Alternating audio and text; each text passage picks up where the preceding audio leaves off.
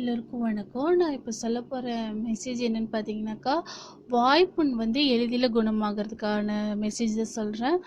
நீங்களும் இதை கேட்டு தெரிஞ்சுக்கங்க.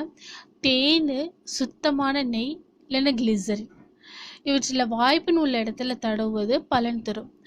வாழைப்பழத்தை தயிரோடு கலந்து காலை உணவாக உட்கொண்டாலும் வாய்ப்புண் மூலம் ஏற்படும் எரிச்சல் முழுவதுமாகவே மறையும். தக்காளி பழத்தை சிறு துண்டுகளாக்கி வாயில் போட்டு மென்று தின்பது வாய்ப்புண்ணை போக்கிடும்.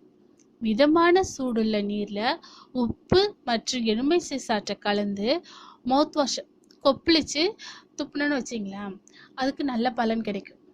அதுக்கடுத்ததா மஞ்சள் தூளை தண்ணியை கொதிக்க வச்சுட்டு சிறிது ஆறிய பின்னாடி மிதமான சூட்டில் வாய் கொப்பளிச்சாலும் நல்ல பலன் கிடைக்கும்.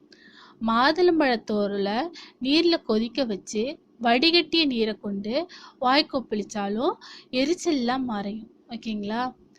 வாய்ப்புண்ணுக்கு நம்ம வீட்லேயே இவ்வளோ வைத்தியம் இருக்குது. இதை வச்சுட்டு நம்ம எதுக்கு மெடிசன் சாப்பிடணும்? இதை நீங்கள் ஃபாலோ பண்ணுங்கள், கண்டிப்பாக வாய்ப்புண் குணமாகும். ஓகேங்களா? இந்த மெசேஜ் பிடிச்சிருந்தா லைக் பண்ணுங்கள், மறக்காமல் கீழே உள்ள சப்ஸ்கிரைப் பட்டன் அழுத்தவும். தேங்க்யூ.